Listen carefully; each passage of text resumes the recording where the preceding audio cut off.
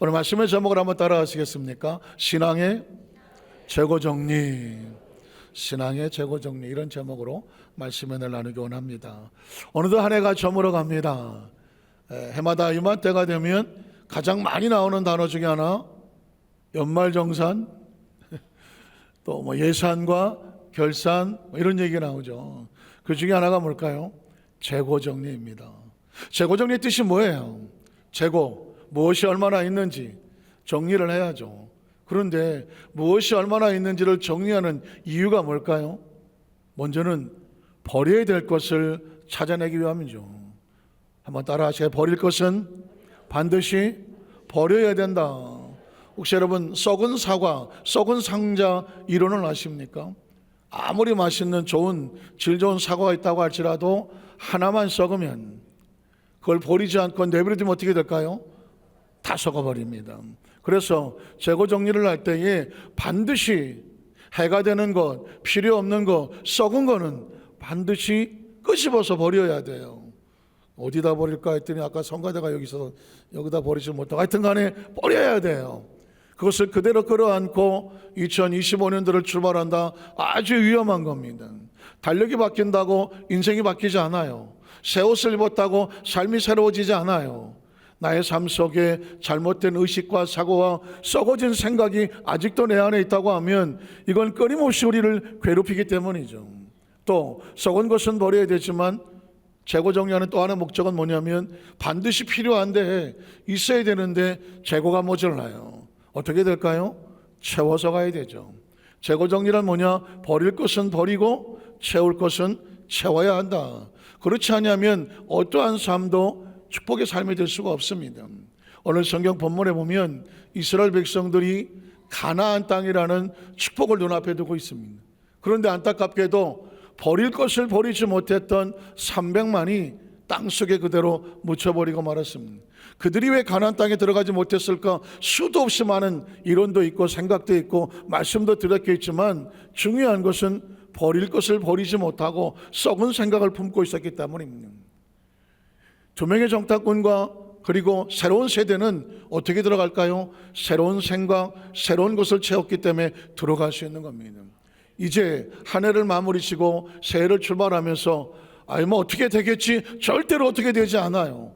우리가 무엇을 준비하느냐에 따라서 우리의 미래는 달라지는 것입니다. 우리는 첫 번째로 반드시 버려야 될 것 무엇일까? 인간적인 관점입니다. 한번 따라하실까요? 반드시 버려야 할 인간적인 관점. 여기서 말하는 것은 하나님의 관점이 아닌 내 생각, 사고, 내 가지고 있는 사고방식들이 우리의 삶을 무너뜨릴 수 있기 때문입니다. 자, 우리 작은 첫 번째로 10명의 정탐꾼이 가나안 땅을 정탐하는 내용입니다. 여러분 아마 이 본문에 대한 설교를 수도 없이 들었을 겁니다. 오늘 저는 이것을 새로운 관점이라는 관점에서 말씀을 보려고 하는 거죠. 자, 민수기 13장 20절로 29절에 보면 도대체 이 사람들이 왜 이런 얘기를 하나 한번 생각해 보십시오. 그동안 들었던 이야기가 아니라 여러분에게 이 사람들이 보고를 한다고 생각을 하고 여러분이 모세라고 생각을 하고 이 사람들은 왜 나한테 이런 보고를 하나? 그들의 생각을 한번 짚어보십시오. 모세에게 말하 이르되 당신이 우리를 보낸 땅에 간즉 과연 그 땅에 젖과 꿀이 흐르는데 이것은 그 땅의 과일입니다. 여기까지는 아주 좋은 모양입니다. 그런데 그 다음 단어가 보니까 그러나입니다. 그러나 아무리 그 땅이 그렇게 보기 좋으면 뭐합니까? 우리가 생각을 하니까 그 땅은 어떻다고요? 거주민은 강합니다. 강하다고 누가 말하지 않았습니다. 강하다는 생각은 누구 생각입니까? 10명의 정탐꾼이 눈에 그렇게 보였다는 것입니다. 우리 생각에 그 땅 거주민은 강하고 성읍은 견고하고 힘이 클 뿐 아니라 거기서 전설 속의 아낙 자손이라고 하는 거인들을 보았습니다. 자, 아말렉이는 남방 땅에 거주하고 헤딘과 여부스인과 아모리아는 산지에 거주하고 그리고 가나안인은 해변과 요단가에 거주하더라. 사방 천지에 가나안 족속들이 아주 득실득실하더라. 그래서 어떻다는 것입니까? 그와 함께 올라갔던 사람들이 이렇게 떠보고를 합니다. 이르되 우리는 등이 올라가서 우리 생각에 그 백성을 친다 못 친다, 이긴다 못 이긴다, 못 이긴다는 것입니다. 지금 그 사람이 10명의 정탐꾼이 저와 여러분의 보고를 하는데 그 땅의 내용이 이러니 우리는 절대로 들어갈 수가 없습니다. 또 자기들의 이야기를 합리화시키기 위해서 그들은 우리보다 강합니다. 잘 들어보십시오. 이 이야기는 누가 말씀해 준 절대 진리로 증명된 게 아니에요. 자기들이 보기에, 자기들의 생각에, 자기들의 경험에, 자기들이 보니까, 자기들이 생각하니까 그 땅은 힘이 강해서 들어갈 수 없다, 이렇게 말하는 것입니다. 2025년도가 아니 저와 여러분의 앞으로의 미래가 어떻게 보이십니까? 내가 지난 과거를 생각해 보니 내가 가진 건 이거고 배운 건 이거고 나이가 어떻고 내 처지가 어떻고 이런 걸 보니까 아무리 뭐 새해가 바뀐다고 할지라도 뭐 좋아질 뭐가 길이 열릴 뾰족한 게 보이지 않아. 그러니까 해가 바뀐다고 해서 뭐 새로워지겠어? 그냥 내 인생은 여기까지입니다. 뭐 이렇게 들리지 않습니까? 10명의 정탐꾼은 그렇게 말을 합니다. 자, 우린 여기서 이 사고에 대해서 혹시라도 저 내용은 내가 뻔히 아는 얘기고 저 얘기는 뭐 적극적으로 사고할 거냐 소극적으로 생각할 거냐 아니면 뭐 긍정적인 생각이냐 부정적인 생각이냐 뭐 이런 생각 이야기 아니야? 혹시 이럴 수 있습니다. 실제로 이 본문을 가지고 한국교회 많은 목사님들이 설교를 하셨습니다. 그 중에 나왔던 단어가 뭐 적극적인 사고, 뭐 소극적인 사고인데 우린 적극적으로 사고를 가져야 됩니다. 사고에 대해서 말씀하기도 했습니다. 어느 교회에 어떤 할머니 한 분을 교회에 가서 전도를 하셨어요. 난생 처음 교회를 모시고 갔어요. 예배를 마치고 돌아오는데 전도 한 번이 마음이 궁금하잖아요. 목사님 설교를 어떻게 알아들었을까? 그래서 할머니 오늘 목사님 설교하실 때 어떻게 좀 말씀이 이해가 되거나 말씀에 부딪히는 게 있었어요. 그랬더니 할머니가 말하기를 나는 당최 뭐라 그러는지 못 알아듣겠는데 한 가지는 확실하대. 아니 웬 목사님이 젖꼭지 속꼭지만 잔뜩 하다가 젖꼭지 속꼭지만 들고 왔다는 거예요. 그 당시에 왜 그런 얘기를 하냐면 하도 적극적 사고 소극적 사고 이 이야기를 하도 많이 했기 때문에 그래요. 저는 이거를 사고라는 관점에서 보지 아니하고 이거는 사고라는 말이 굉장히 어렵잖아요. 이거는 내가 세상을 어떻게 바라보느냐 관점으로 보는 거예요. 똑같은 땅이라고 할지라도 각자 보는 관점이 달라요. 이것을 어떻게 바라보느냐에 따라서 그 사람의 생각과 사고가 그의 미래 삶 속에 영향을 미친다는 것입니다. 자, 그러면 이 10명의 정탐꾼은 왜 이런 보고를 했을까? 근거를 한번 찾아보겠습니다. 오늘 32절에 보면 그들이 그렇게 말한 이유는 이스라엘 자손 앞에서 그 정탐한 땅을 어떻게 말합니까? 최고로 악하게 평가를 했습니다. 악평화의 이름입니다. 자, 그럼 평을 할 때는 분명히 근거가 있어요. 왜 근거를 낼까요? 우리가 두루 다니며 정탐을 했더니 그 거주민을 삼키는 땅이더라. 이 땅은 사람이 살 땅이 아니라는 것입니다. 거기서 본 모든 백성은 신장이 장대하더라. 우리 평균 뭐 1m 70 된다면 그 사람들은 2m 70대는 거인들이더라. 네피리 무선인 아녹 자손의 거인들을 보았다. 그래서 어떻게 될 것 같아요? 우리는 스스로 보기에도 잘 보십시오. 본다고 말하고 있습니다. 자기들의 관점에 볼 때라도 어떻게 우린 메뚜기처럼 보일 것이고 더 무서운 것은 뭐냐면 그들이 보기에도 우리가 뭘로 보여요? 메뚜기처럼 보였다는 것입니다.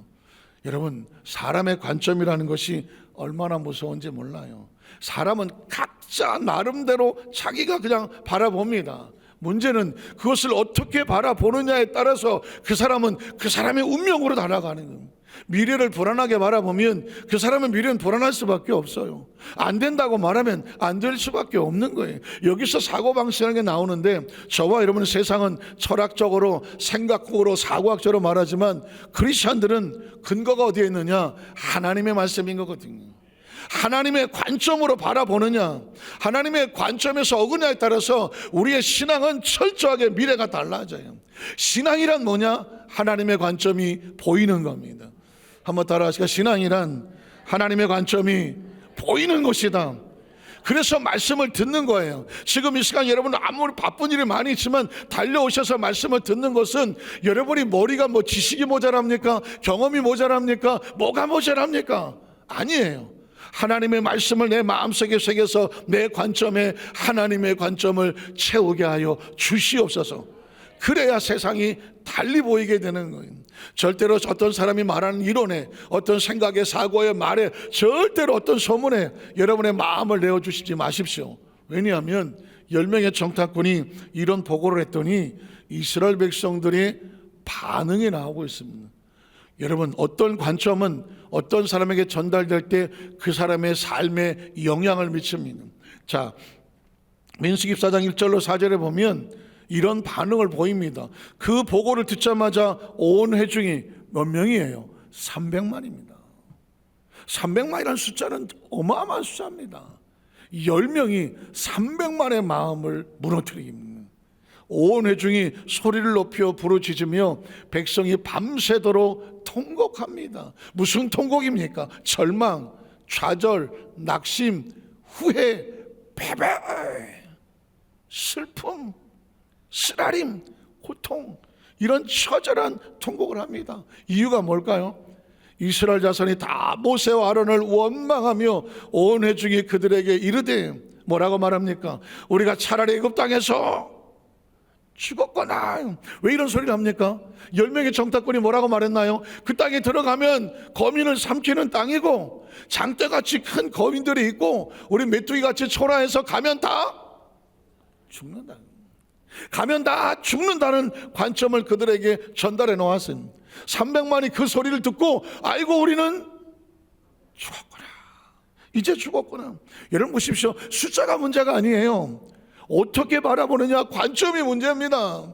이미 아이고 우리가 죽었구나고 하니까 이미 죽은 자야. 자기들이 다 죽은 자야. 이렇게 말합니다. 어차피 죽을 희생, 왜 우리 거기 가서 죽냐? 차라리 애굽에 있을 때 죽는 게 좋을 텐지. 아유 차라리 광야에서 죽었으면 좋았을걸. 그러면서 뭐라고 말해요? 이젠 하나님을 원망하기 시작합니다. 사람이요, 하나님의 관점을 잃어버리면 세상은 다 부정적으로 보고 염세적으로 보이고 할 수 없게 보여요. 어찌하여 하나님이 우리를 그 땅으로 인도하여 칼에 쓰러지게 하려 하는가? 출애굽을 할 때는 야 약속의 땅으로 가자, 믿음으로 달려왔습니다. 근데 그 땅을 바라보는 관점이 바뀌어보니까 죽음의 땅이라고 말하니까 아이고 하나님이 우리를 죽이려고 하는구나. 그러면서 어떻게 합니까? 우리 처자가 사로잡히리니 차라리 어떻게 하자? 애굽으로 돌아가자. 여러분 보십시오. 이스라엘 백성의 미래는 가나안 땅이었어요. 그런데 관점이 바뀌니까 어디로 말합니까? 애굽으로 돌아가자. 저는 여기서 무서운 생각이 듭니다. 제가 여러분의 그런 질문 하셨죠?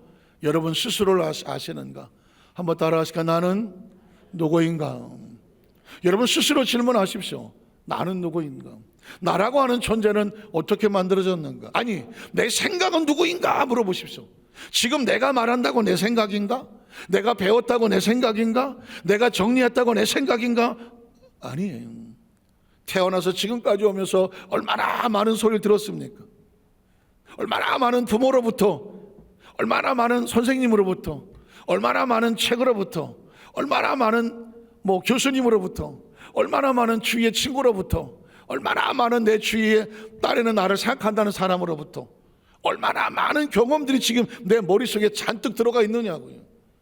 그래서 그 얘기를 할 때 어떻게 보면 이거 내가 하는 얘기가 아닌데, 내가 어느 교수님이 한 얘기인데, 아니 옛날에 우리 부모가 했던 얘기인데, 가만히 생각해 보면 내 생각이라는 것은 진짜 내 생각이 아닐 때가 많아요. 그게 만약에 잘못된 생각이 들어왔다고 하면 이것처럼 억울할 일이 어디 있어요. 300만이 광야에서 다 땅을 파묻었는데 그들이 나중에 야 우리를 죽게 한 게 누구야? 그 10명의 정탐꾼 얘기를 들었다가 300만 우리가 다 죽은 거 아니야? 이 사실을 알았다면 얼마나 땅을 치고 후회를 했겠습니까? 이제까지의 삶은 어땠을지 모르지만 앞으로의 삶을 살아가는데 절대로 여러분의 마음을 호락호락 내주지 마십시오. 생각과 사고를 누가 말한다고 해서 절대로 호락호락 내주지 마십시오. 여러분의 감정과 기분도 절대로 누가 그렇게 기분 나빠, 절대로 여러분의 기분과 감정을 다른 사람에게 맡기지 마십시오. 하나님의 사람은 하나밖에 없습니다. 절대 진리, 하나님 말씀만이 우리의 중심에 있습니다. 말씀으로, 그래서 하나님 성경 창세부터 계시록도 보십시오. 하나님은 철저하게 말씀만 합니다. 말씀만 하시고 말씀이 너를 지배하고 다스리라고 합니다. 왜냐하면 말씀이 아닌 다른 것의 기분과 감정과 내 생각과 사고를 바뀌면 엄청난 결과가 다가올 수도 있습니다. 제가 상담학을 연대 연합사학대 상담학을 공부할 때에 이 상담학에 아주 전설적인 예화 하나, 스토리 하나, 케이스가 있어요. 제가 여러분한테 말씀드렸는데 또리 엄마하고 영희 엄마 이야기 기억하시죠? 어느 아침에 영희 아빠가 출근했는데 또리 엄마가 또르륵 쫓아왔어요. 그래서 또리 엄마가 영희 엄마 큰일 났어. 뭐예요? 그랬더니 아유 영희 엄마 그 영희 아빠 간수 잘해야 되겠어. 왜요? 그랬더니 아니 내가 얼마 전에 보니까 영희 아빠가 젊은 여자를 말이야 차에 태우고 둘이 가더라고. 에? 그 소리 듣고 열 안 받을 사람이 누가 있어요? 요즘 젊은 사람들은 킹 받는다고 그러더라고요. 킹 안 받을 사람이 어디 있어요? 자기 남편이 젊은 여자 태우고 운전한다는데 무슨 소리야? 했더니 아유 잘 생각해봐. 영희 아빠가 요즘 이상해. 젊은 여자 태우고 봤어. 했더니 그럼 하루 종일 영희 엄마는 어떻게 되겠어요? 자기 남편이 젊은 여자를 태우고 운전했다는 얘기를 들으니까 속이 불불 끓지 않겠습니까? 우리 남편 들어오기만 해봐라. 기다리고 눈을 보라리고 했는데 들어왔어요.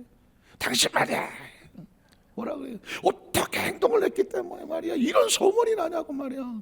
뭔데? 그랬더니 아니 뭐 며칠 전에 보니까 어떤 젊은 여자를 태우고 갔다면서. 아니 그게 아니라 아니 내 친구 영식이라고 영식이가 그 처제가 있는데 늘 태워 다니다가 지금 해외 출장을 갔다 온다 그래서 나한테 그 가기가 어려우니까 그 출근할 때만 좀 태워달라 그래서 당신도 알잖아 영식이 그 처제야.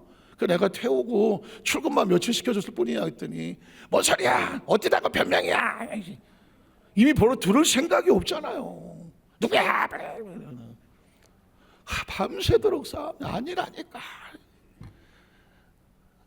아침에 출근을 이제 가야 되는데 영희 엄마는 일어날 생각이 없어요. 영희 아빠는 가슴 아프지만 혼자 출근을 합니다. 그런데 조금 있다 이 또리 엄마가 또 오는 거예요. 여러분 또리 엄마 조심하셔야 돼요. 이 또리 엄마가 영희 엄마 큰일 났어. 왜 그러냐 했더니 영희 아빠가 요 앞에서 교통사고가 났어. 빨리 가봐. 이 영희 아빠라는 사람이 아침에 화가 나고 밤새 잠도 못 자고 아침도 못 얻어먹고 자기를 믿어주지 않는 아내에 대한 아픔도 있고 슬픔도 있고 화도 나고 자동차를 타고 그냥 윙 하고 나가는데 골목길에서 어떤 아이 하나가 툭 튀어나오는데 피하다가 그냥 오른쪽 전봇대를 꽝 하고 부딪혔어요. 그런데 공교롭게도 안타깝지만 현장에서 즉사가 됐어. 영희 엄마가 그 남편의 시신 앞에서 통곡을 합니다. 여보 미안해. 사실은 그 사실은 이제 다 알게 됐는데 사실은 그날 밤에 영희 엄마가 미안하다고 하고 싶었다는 거예요. 그래 내가 내 남편을 믿어야지 누굴 믿나. 아침에 출근할 때 일어나서 여보 내가 미안해. 내가 잘못한 것 같아. 난 당신을 믿어요. 이 영희 아빠 어깨라도 두드려주고 미안하다고 했으면 영희 아빠가 그래 나도 조심할게 그랬으면 살았잖아. 그런데 그렇지 못했어. 이제 퇴근하고 오면 그때 내가 미안하다고 해야지 그 미안하다는 소리를 미뤘어. 근데 그 미루는 사이에 영희 아빠는 그만 교통사고로 사망을 했어. 그래서 영희 엄마는 가슴을 치는 거예요. 미안해 여보 미안해요. 그래서 상담하게 거기서 말하는 포인트는 뭐냐, 누군가를 향하여 미안하다는 생각, 사과를 해야 된다면 더 이상 미루지 마라, 그 빠를수록 생명을 살린다, 이게 포인트였었거든요. 그런데 제가 이 사건을 가만히 제가 생각을 해보니까 만에 하나 영희 엄마가, 또리 엄마가 아무리 그런 소리 한다고 할지라도 또리 엄마 나는 우리 남편을 믿어요, 무슨 사정이 있었을 거예요, 또리 엄마는 또리 아빠는 잘 관사해야, 그랬으면 어떻게 됐을 것 같아요? 그랬으면 그 신뢰로 인하여서 영희 엄마 영희 아빠 사이는 갈라지지 않았고 싸울 일도 없는 거예요. 야, 이거는 신뢰의 문제인 거예요. 신앙생활에 왜 이스라엘 백성들이 10명의 정탐꾼들이 왜 거기 광야에서 무너집니까? 이건 하나님과 신뢰의 문제잖아요. 험악한 땅일 수도 있고 장대 같은 사람이 있을 수도 있고 사방 천지 빽가리에 아직도 가난도 있을 수 있어. 그러나 누구를 신뢰해야 돼요? 하나님의 말씀을 신뢰해야 되죠. 신앙은 신뢰예요. 하나님에 대한. 이게 신뢰가 안 되니까 무슨 땅이 어떻다, 거민이 어떻다, 우리는 메뚜기 같다, 하나님 우리를 죽이려고 하는 것 같다, 이런 소리를 왜 하냐고. 신뢰의 문제거든. 아, 이건 신뢰의 문제구나. 오늘 두 번째로 보면, 그래서 하나님은 우리에게 말씀을 하실 때 하나님은 절대 진리를 얘기합니다. 말씀을 선포하고 이렇게 말해줘. 이게 절대 신뢰할 거야. 성경을 읽을 때 하나님 왜 말씀하실까? 뭐 하라고? 말씀 믿고 신뢰하라고. 자, 하나님이 계명과 약속의 땅을 한번 찾아보겠습니다. 계명과 약속의 땅이라고 하는 것은 뭐 어렵고 그런 단어가 아니에요. 그냥 하나님에 대한 우리에게 주시는 절대 진리고 이것만 믿고 따라오면 돼 라고 하는 신뢰의 말씀이죠. 신명기 6장 1절로 3절입니다. 이는 곧 너희 하나님 야훼께서 너희에게 가르치라고 명하신 명령. 누구를 가르치냐? 너희 자녀와 너희 자손들이거든. 자, 규례와 법도다라고 나누면 어렵게 생각할 필요 없어요. 하나님 위해서 나오는 건 절대 진리예요. 한번 따라하시죠. 하나님 위해서 나오는 모든 말씀은 바뀌어질 수 없는 절대 진리예요. 제가 성경을 읽다가 흥분하기 시작한 건 뭐냐면, 창세부터 계시록과 하나님 말씀이 가득하잖아요. 뭐 규례도 있다, 법도도 있다, 율례도 있다, 야훼께서 가라사대 하나님 말씀하시니 그 많은 단어가 쫙인데 가만히 생각해 보니까 하나야. 이건 절대 진리야. 하나님 말씀하시면 하나님은 그대로 하신다. 시건치 아니하시고 약속을 이행하시고. 그러니까 우리가 할 건 딴 거 없어. 하나님 말씀이 선포되면 말씀대로 될 줄로 믿습니다. 신뢰만 하면 되는 거예요. 그러니까 말씀 한 절만 부딪혀도 인생이 달라지죠. 규례와 법도라 너희가 건너가서 차지할 땅에서 반드시 행할 것이니 곧 너와 내 아들과 내 손자들이 평생에 네 하나님 야훼를 뭐하며 경외하며, 다른 말로 바꾸면 신뢰하며요. 눈치가 백단이. 신뢰하며요. 경외가 뭐예요? 누군가 나를 존경하고 나를 사랑한다. 아유, 뭐 목사님, 장로님, 권사님, 아유 집사님, 여러분을 향해서 전 여러분 정말 경외하고 존경합니다. 그러면 뭐 해야 돼? 나를 뭐 해줘야 돼? 신뢰해줘야지. 아유 사랑합니다. 근데 못 믿겠다. 이건 신뢰가 아니잖아요. 하나님을 경외한다. 신앙은 어렵지 않아요. 하나님 말씀을 절대 말씀대로 되는 것을 뭐 하는 거예요? 신뢰하고 따라가는 거예요. 경외하고 내가 너에게 명하는 모든 규례와 그리고 명령을 지키게 하기 위한 것이다. 하나님 우리에게 원하는 건 다 하나다. 신뢰해달라. 그러면 또 네가 뭐가 된다? 내 나를 장구하게 됩니다. 여러분 보십시오. 이 말씀에는 반드시 뭐가 보장이 되냐면 생명이 보장이 돼요. 생명을 지키려면 말씀대로 살아라. 건강을 지키려면 말씀대로 살아라. 앞으로 나오겠지만 너의 삶의 꿈과 생명과 복이 임하기를 원한다면 말씀대로 살아야 돼. 말씀이 키워드예요. 말씀을 다른 말로 말하면 진리라고 말하죠. 진리. 그래서 진리를 알지니 진리가 너희를 뭐하게 하리라. 자유. 이 땅에 생명을 가진 모든 사람들에게 저와 여러분의 궁극적으로 가장 원하는 게 뭐예요? 자유잖아. 자유 아니에요? 죄에서 자유, 이 절망에서 자유, 저주에서 자유, 가난에서 자유, 질병에서 자유, 죽음의 공포에서 자유잖아요. 그 외에 뭐가 필요해요? 자유가 있으면 모든 걸 할 수가 있잖아요. 그런데 그 자유는 어디서 나오느냐? 진리에서 나오는 거거든. 진리가 뭐냐? 말씀이거든. 말씀 안에서 말씀이 너를 자유하게 하리라. 이 말씀이 우리 안에 없었을 때는 어떻게 살았는지 몰라서 여기에 묶이고 저기에 묶이고, 저기 가서 좀 구걸하고 저기 가서 쭈삣거리고 어떻게 되나 세상 눈치 보고 살았지만 진리 안에 거하면 진리가 너희를 자유하게 하리라. 생명도 마찬가지입니다. 너희가 진리 안에 거하면 내 나를 뭐하게 하리라? 장구하게 하게 한 것이고, 3절에 보면 이스라엘아 듣고 삼가 그것을 지켜 행하라. 진리를 알았다고 해서 머리에 지식으로 쌓지 말고 진리의 말을 신뢰함으로 살아라. 그리하면 내가 무엇을 받고? 복을 받고. 복은 어디서 저기 있다가 와서 우연히 떨어진 재수와 요행이 아니라니까요. 하나님의 축복은 약속이 되어 있어요. 네가 말씀 안에 거하면 말씀이 너에게 복을 받게 하고, 내 조상들의 하나님 야훼께서 내게 허락하신 것과 같이 젖과 고리는 땅에서 내가 크게 뭐하리라? 번성하리라. 믿으십니까? 아마도 목사님이 말씀을 하셔도 저는 좀 생각을 해봐야 되겠습니다. 내가 복을 받을 리가 있겠습니까? 내가 암만 봐도 나는 크게 번성할 것 같지가 않습니다. 혹시 그런 표정은 아니시겠죠? 다시 합니다. 말씀 안에 있으면 반드시 내가 복을 받고.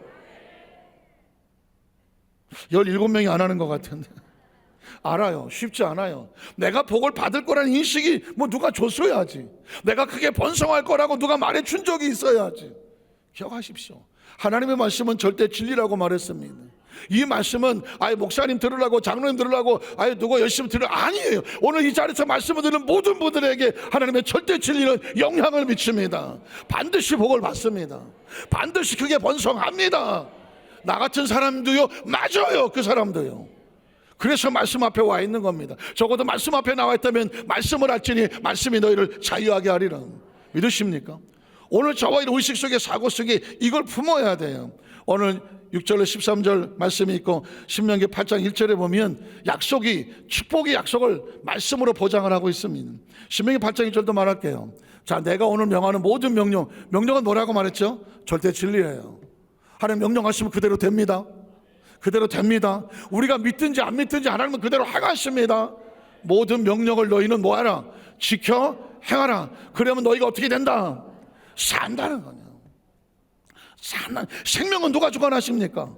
하나님. 이 생명은 어디 있을 때 안전합니까? 말씀 안에 있을 때예요. 그래서 말씀 안에 지키는 자기 생명을 소중히 여기는 사람은 말씀 안에 삽니다. 그리고 너희가 뭐하고? 번성하고 얘기했잖아요. 우리의 팔자가 번성이라니까. 기억하셔야 돼요. 2025년을 출발하면서 지난 2024년도에도 뭐 별 볼 일 없었는데 나라만 더 흉흉하고 힘들고 어려운데 2025년도 아니 내가 뭐가 잘 되겠어? 잘 돼! 저는 제가 이렇게 말할 수밖에 없는 이유는 성경식 하나님 말씀을 그렇게 하잖아요. 너희가 살고 너희가 번성하고, 이건 다른 조건이 없어요. 흑인이다 백인이다 뭐 미국인이다 뭐 조건이 없어요. 하나님 말씀 안에 들어와서 말씀이 너희 안에 품으면, 하나님을 신뢰하고 경외하면 그 말씀이 우리를 살게 하고 말씀이 우리를 번성하게 하고 야훼께서 너희 조상들에게 맹세하신 그 땅에 들어가서 그것을 뭐하게 하리라? 차지하리라. 이미 차지하는 겁니다. 우리가 시차가 나서 그렇지 하나님은 이스라엘 백성 이미 그 땅에 주인이 되어 있어 차지하고 있습니다. 하나님 보시기에는 차지하고 있습니다. 이스라엘 백성 눈에 아직 보이지 않고 들리지 않고 손에 잡히지 않아서 우리가 차지할까? 자신을 의심하고 불안하고 초조하고 뒤로 돌아갈까 하고 있지만 하나님 보시기엔 이미 차지하고 있는 겁니다. 2025년도에 우리 여의도 산사교회 성도들은 이미 복을 받고 있습니다. 아니 내가 복을 받을 수 있을까? 보이지 않고 들리지 않고 내가 가능할까? 여러분, 하나님은 보고 계십니다. 한번 따라하시죠. 하나님은 이미 2025년도에 내가 살고 번성하고 하나님 축복을 차지하고 있는 것을 뭐하고 계신다? 확실합니까? 확실합니까? 그래야 하나님을 믿는다고 말하는 거지. 믿음이란 다른 게 아닙니다. 하나님이 보고 계신 것을 내 눈에 보이지 않지만, 내 귀에 들리지 않지만, 내 손에 잡히지 않지만 나도 봅니다. 나도 믿습니다. 왜? 하나님이 하신다고 말씀하셨으니까. 성경은 또한 7절로 10절로 이렇게 말합니다. 네 하나님 아버지께서 너를 아름다운 땅에 뭐하게 하신다? 이렇게 하신다니까. 이렇게 말씀을 들을 때는 그가 하시는구나, 이렇게 하신다, 난 반드시 거기에 이른다, 믿으십니까? 이렇게 하시나니 그 다음에 뭐예요? 그것은 골짜기든지 산지든지 시내와 분천과 샘이 흐르고 밀과 보리의 소산지요 포도와 무화과와 석류와 감람나무와 꿀의 소산지라. 내가 먹을 것에 모자람이 없고. 아침을 많이 들고 오시는 것 같아요. 내가 먹을 것에 모자람이 없고. 이건 하나님의 의도입니다. 하나님의 계획입니다. 주여 먹을 것을 주시옵소서. 우리가 빌고 어디 가서 꼬러다니고 눈치 보고 좀 주시면 안 될까요? 아니에요. 이스라엘 백성을 향하여 너희가 들어갈 땅에 들어가면 너희의 삶에 먹을 것에 모자람이 없고. 이건 하나님이 정해놓으신 거예요. 내가 아무 부족함이 없는 땅이며. 믿으십니까? 하나님 자기 백성을 예비하신 것은 바로 다 채워놓고 그리고 예비하고 그리고 하나님이 기다리고 있는 거예요. 그걸 네가 신뢰해 달라는 것입니다. 믿고 따라와 달라는 것입니다. 신앙이란 뭐냐? 그 하나님을 믿고 따라가는 것입니다. 내가 안 부족함이 없는 땅이며 또 그 땅에 돌은 철이요 산에서는 동을 캘 것이며 내가 먹어서 뭐하고. 요즘 다이어트 하십니까? 먹어서 뭐하고? 만족이에요. 영혼이 만족하고 마음에 만족하고 삶에 만족할 수 있는 하나님은 저와 여러분이 뭐 하기를 원해요? 그 삶에서 만족하여 행복한 모습을 보기를 원하시는. 한번 따라하실게요. 하나님은 내가 하나님 앞에서 행복해하는 모습을 보기를 원하신다. 보기를 원하신다. 여러분, 저도 강단에 올라가기 전에 앉았으면서 여러분의 얼굴을 다 봐요. 몰랐죠? 다 봐요. 저기서부터 다 끝까지 다 봐요. 뭐 해보겠어요? 한 주간 동안 평안하셨는지, 한 주간 동안 평안하셨는지. 여러분의 얼굴이 찬양을 하고 기도하고 예배할 때 정말 은혜로운 모습을 하나님을 향한 간절함이 보이면, 야, 한 주간 동안 승리하고 예배 사모하는 모습으로 오셨구나. 그런데 간혹, 아주 간혹 예배 와서 앉았는데도 불구하고,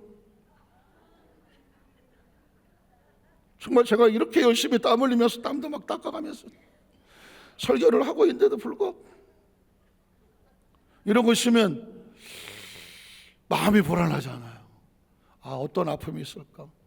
어떤 처절한 실망이 하나님 앞에 나와 있지만 아무 기대도 하지 못하게 만들까? 사람은 기대가 있어야 사는 거거든요. 기대가 없으면 하나님께 나아가면 반드시 그가 살아계신 것과 자기를 찾는 자에게 복 주시는 것을 뭐해라? 기대해야죠. 기대해야죠. 그 기대하고 나온 백성들의 마음의 소원을 하나님이 채우시는 거 아닙니까? 야훼를 기뻐하라. 저가 내 마음의 소원을 이루어 주시리로다. 어차피 저와 여러분의 운명은 하나님께 맡긴 존재들 아닙니까? 그 운명을 어디다 맡겼느냐? 하나님 말씀에 약속에 맡긴 거거든요. 내가 먹어서 배부르고 내 하나님 야훼께서 옥토란 단어를 기억하십시오. 그 땅은 옥토라고 말합니다. 10명은 말하기를 뭐 험악한 땅, 사람을 죽이는 땅, 들어갔다간 다 맞아 죽는 땅이라고 말했지만 하나님은 단호하게 말합니다. 그 땅은 옥토야. 그 땅은 옥토야. 2025년을 바라보면서 여러 가지 뭐 정세도 어렵고 여러분이 바라보기에는 험난해 보이고 별의별 일이 다 보일지 모르지만 하나님의 관점에서 볼 때 하나님 백성들에게는 그 땅은 옥토다. 그 땅은 옥토다. 바라보고 꿈꾸고 절망하지 말고 약속을 믿고 들어가라. 왜냐하면 그 땅으로 말미암아 내가 뭐 하게 된다? 찬송하게 되거든. 하나님의 궁극적인 목적은 뭔지 아십니까? 지금 겪고 있는 많은 것들을 잘 통하고 이겨내고 나서 이렇게 하시려고 하셨구나, 하나님 감사합니다 라고 찬송하게 만드는 것입니다. 우리 자기 한번 축복합니다. 하나님은 옥토로 인하여 찬송받기를 원하십니다.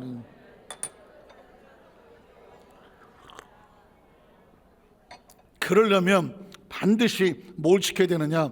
마음을 지켜야 돼요. 잠언 4장을 볼까요? 잠언 4장 20절 이하를 보면, 내 아들아 다른 말 하지 않은 내 말이 뭐예요? 말씀이고 절대 진리예요. 주의하며 내가 말하는 것에 내 귀를 기울여야 돼요. 수도 없이 많은 여러 가지 여러 가지 가짜 뉴스든 별의별 소리가 다 들려온다고 할지라도 이게 너를 살리는 게 아니야. 하나님 말하는 것에 내 귀를 기울여라. 그것을 내 눈에서 떠나게 하지 마라. 내 눈에서 말씀이 너를 집중하게 해라. 그리고 내 마음속에 말씀을 지키라는 것. 사람이 죽고 사는 게 어디 있다고요? 마음에 있어요. 마음에 하나님 말씀이 들어와서 자리를 잡으면 살고, 말씀을 놓치면, 허망한 것이 들어오면 허망한 것이 나를 허망하게 끌어가서 무너져 버려요. 마음속에 지켜라. 또 그것을 얻는 자가 뭐가 돼요? 생명이 된다고. 여러분 보십시오. 말씀만 붙잡아도 살아요. 말씀만 붙잡아도 말씀이 우리를 살린다니까. 말씀 안에 안전하니까 생명을 안전하게 해요. 아무리 별의별 짓을 다 하고 버티고 있어도 말씀에 벗어나면 생명은 위험합니다. 그것은 그의 온 육체에 건강이 된다. 말씀만 살아도 건강해집니다. 말씀 안에 있으면 안전하지. 그 죄에서 멀리하고 기쁨과 소망을 가지고 있으면 건강은 따라오는 거거든요. 그런 모든 지킬 만한 것 중에서 더욱더 내 마음을 지켜라. 생명의 근원이 어디서 나와요? 마음에서 나오거든. 뭘로 지켜요? 말씀으로 지키는 거거든요. 그래서 계속 구부러진 말을 내 입에서 버려라. 하나님의 말씀에서 어긋나는 거 입에서 절대로 하지 마라. 비뚤어진 말 내 입술에서 멀리해라. 구부러진 말을 하면 인생이 구부러지고 비뚤어지는 말을 하면 인생이 비뚤어져요. 내 눈은 바로 봐야 돼요. 말씀을 보며 내 눈꺼풀은 내 앞을 곱게 살펴서 내 발이 행할 길을 평탄하게 하라. 발이 무슨 죄가 있어? 마음이 시킨 대로 가는 거지. 그러니까 그 발이 마음의 중심에 말씀이 있어서 그 발이 말씀대로 따라가게 하며 내 모든 길을 뭐하게 만들어라? 든든히 하게 만들어라. 좌로나 우로나 뭐 하지 마라. 치우치지 말라. 저는 이 말씀을 읽을 때마다 어떤 분이 생각이 나요. 어떤 분이 아유 나는 좌파야, 아유 나는 우파야, 당신은 뭐요? 그랬더니 나는 하나님의 말씀에 좌로나 우로나 치우치지 말라 그랬어. 나는 중도파요. 아주 교묘하게 지혜롭게 잘 빠져나왔네. 어쨌든 대한민국이 지금 좌나 우냐 뭐 진보냐 뭐 보수냐 하고 지금 시청 앞에 광화문 앞에 난리를 치고 있습니다. 언제쯤이면 이런 것으로부터 우리가 자유할 수 있을까요? 지금 크리스찬들은 좌우가 문제가 아니라 하나님의 말씀으로 돌아와야 될 때입니다. 회개하고 기도하고 다시 이 땅에 성령의 역사가 임하게 해달라고 크리스찬들이 기도하지 않으면 안 될 때예요. 여의도 순복회 이영훈 목사님이 매주 토요일날 새벽에 나라와 민족을 위해서 기도합시다라고 특별 새벽 기도를 여의도 교회는 토요일날 새벽에 한다고 하시더라고요. 우리 여의도 완산교회는 우리가 한시 예배가 있잖아요. 고민을 했어요. 한시에 축복과 치유 예배가 있지만 그 시간 우리 한 30분 기도하는 시간이 있거든요. 그래서 정말 나라가 걱정이 되고 정말 기도해야 되겠다 마음에 절박한 성도가 있다고 하면 주일 어차피 오시는 김에 한시 예배에 우리 조영기 목사님들 축복과 치유 말씀도 듣지만 우리 나라와 민족을 위해서 같이 기도하면 지금 여러분 기억하십시오. 기도하지 않으면 이 나라 민족의 앞길을 누가 인도합니까?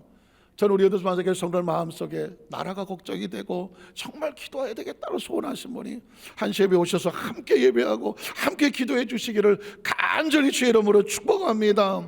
좌로내로 치우치지 말고 내 발을 하게서 떠나게 해라. 그래 어떻게 해요? 살아요.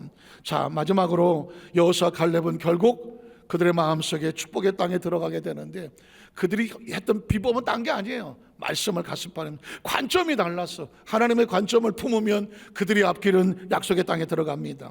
자, 여호수아 갈렙의 보고를 보겠습니다. 잘 하시는 거지만 관점만 보세요. 민수기 14장 30절에 보면 자, 갈렙이 모세 앞에서 백성을 조용하게 하고 이르되 우리가 곧 올라가서 그 땅을 취하자 능히 이기리라. 도대체 근거가 뭐예요? 그 땅을 정탐한 전 눈의 아들 여호수아와 여분의 아들 갈렙이 자기들의 옷을 찢고 이스라엘 자손 온 회중 앞에 말하 이르되 우리가 돌아다니며 정탐한 땅은 심히 아름다운 땅이라. 왜 아름다운 땅일까요? 누가? 하나님입니다. 야훼께서 우리를 기뻐하시면이죠. 하나님 말씀에 약속이 있으니까 누가 우리를 그 땅으로 인도합니까? 하나님의 말씀과 하나님이 우리를 그 땅으로 인도하여 들이시고 우리의 총각 칼이 아니고 내 머리와 지식이 아니다. 누구예요? 하나님의 말씀이 우리를 인도하시고 그 땅을 우리에게 주시리라. 이는 과연 젖과 꿀이 흐르는 땅이다. 하나님을 거역하지 말라. 거역이 뭐예요? 말씀을 벗어나지 말아라. 이제부터는 말씀을 벗어나면 어떻게 되는지를 보여줘요. 말씀은 그냥 학교 선생님 말씀처럼 선생님이 가르쳐 주셔서 열심히 해서 100점 맞아도 되고 공부 못해서 60점 맞을 수도 있지 인생 그걸로 달라지나? 달라져요. 하나님의 말씀은 사느냐 죽느냐예요. 하나님을 거역하지 말라. 하나님의 말씀을 거역하면 또 그 땅 백성을 두려워하지 말라. 그들은 우리의 먹이라. 그들의 보호자는 그들을 떠나갔고 야훼는 우리와 함께 하시느니라. 그들을 두려워하지 말라 하나. 자, 그런데 민수 14장에 보면 11절에 이하에 보면 말씀을 떠난 사람들에 대한 가슴 아픈 결과가 나와요. 읽기도 정말 가슴이 떨려요. 야훼께서 모세에게 이르시되 이 백성이 어느 때까지 나를 하나님을 멸시한대요. 하나님을 멸시하고 살아남을 존재가 있나요? 그런데 말씀에서 어긋나면, 말씀을 무시하면, 말씀에서 다른 길로 돌아가면 그건 나를 뭐 하는 거다? 멸시하는 거라고 말했어요. 우리가 말씀을 중요시 여기지 않고 말씀을 떠나가면 하나님 이렇게 말씀합니다. 네가 나를 멸시하는구나. 이 얼마나 충격입니까? 그 다음 절에 볼까요?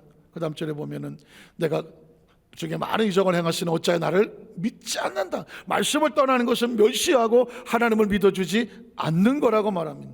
내 영광과 애굽의 광야한 내 이적을 보고서도 네같이 10번이나 나를 시험하고 하나님을 시험하는 거라고 말해요. 또 내 목소리를 청종하지 아니한 말씀에서 벗어나니까 그 사람들 어떻게 될까? 내가 그들의 조상들의 맹세한 땅을 결단코 보지 못한다고 말하고 있어요. 성경은 우리에게 충격적인 경고를 하고 있습니다. 3, 4절도 보면 또 너희는 그 땅을 정탐한 날 쉬는 40일의 하루를 1년을 쳐서 그 40년간의 너희 죄악을 담당할 것이니 너희는 그제서야 내가 뭐하면 싫어하며. 하나님은 누구를 싫어하시는가? 말씀에서 벗어나서 자기 관점과 생각이 옳다라고 하나님을 떠나 사는 삶, 이걸 교회학교 아주 어렸을 때부터 머릿속에 박혀 새기도록 했으면 얼마나 좋았을까. 그래서 이스라엘 백성이 쉐마라고 그래서 아주 어린 나이부터 하나님의 말씀을 마음판에 새기게 하는 이유는 어디 갔다 놓아도 말씀 떠나지 말라고. 저는 어렸을 때부터 신앙생활 하면서 교회학교 자리까지 왔지만 그럼에도 불구하고 얼마나 많이 갈팡질팡하고 살아왔는지 가만히 보면 너무 가슴 아파. 사랑하는 성도 여러분, 이제라도 하나님이 뭘 원하시는지를 기억하십시오. 내가 싫어하면 너희의 앞에 아무런 비전이 없다는 것을 알라고 말씀을 하시는 거예요. 그 다음 절을 한번 볼까요? 이제는 하나님 말씀 받는 자에게 주신 축복 읽어내려가겠습니다. 24절에 보면 그런 내전 갈렙은 그 마음이 그들과 달랐어. 나를 온전히 따랐어. 그래서 어떻게 그 어떤 땅으로 내가 그를 인도하여 드리리니 그의 자손이 그 땅을 차지할 거야. 또 여분의 아들 갈렙과 너희 아들 여호수아 외에는 내가 맹세하여 너에게 살게 하려 했다 결단코 들어가지 못하게 할 거야. 그 땅을 정탐하러 갔던 사람 중에서 오직 눈의 아들 여호수아 여분의 아들 갈렙, 오직을 기억하십시오. 말씀은 우리를 오직 안에 들어가게 하고 말씀 밖에 서론하면은 아무도 생존하지 못한다고 말하고 있습니다. 2024년을 출발하면서 마무리 짓고 2025년을 가면서 우리는 단단하게 무장을 해야 돼요. 말씀을 정리합니다. 제가 그 전에 교구장을 할 때에 차가 없을 때였어요. 뭐 옛날에 뭐 다 없었으니까. 저희 집 사람은 여의도 수목에 방송국에 근무를 했어요. 신학대학원을 졸업하고 좀어서 영상 선교를 하는 그 방송실에서 근무했던 기억이 있어요. 같이 출근을 하고 같이 퇴근을 할 때였는데 집이 원당이었어요. 차가 없었어요. 밤에 촬영회 끝나고 그 여의도에서 원당 고향집 가려면은 뭐 길이 없어요. 근데 대교구장 목사님 한 분이 태워주셔서 참 감사하게 같이 갔던 기억이 있는데 그분이 차를 운전하기 전에 딱 시동을 켜놓고 밖으로 나가요. 나간 다음에 자동차 바퀴를 발로 뻥뻥 차요.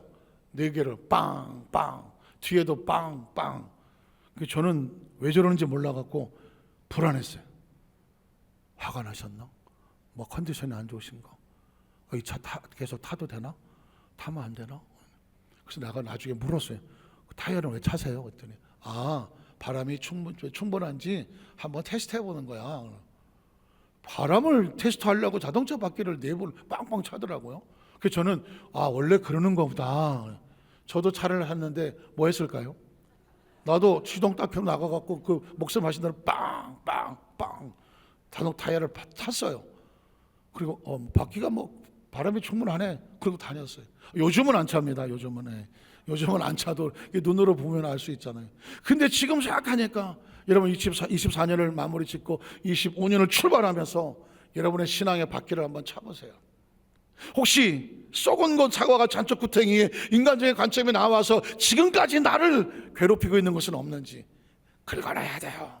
잘라내야 돼요. 갖다 버려야 돼요. 그리고 하나님에 대한 절대 신뢰를 가져야 되는데 이 믿음의 바퀴에 바람이 충분한지 차보세요. 혹시 비어 있는데 불구하고 그 빈 바람 빠진 바퀴를 끌고 어렵게 끌고 갔지는 않은지 다시 출발하셔야 돼요. 아까 말씀드렸어요. 달력이 바뀐다고 인생 바뀌지 않아요. 옷 새로 갈아입는다고 인생 바뀌지 않아요. 마음이 바뀌어야 되고 관점이 바뀌어야 돼요. 하나님은 관점이 바뀐 사람을 데리고 약속의 땅에 들어가는 거예요. 우리 모든 성도들이 그 축복의 주인공이 되시기를 주님의 이름으로 축복합니다. 기도하겠습니다.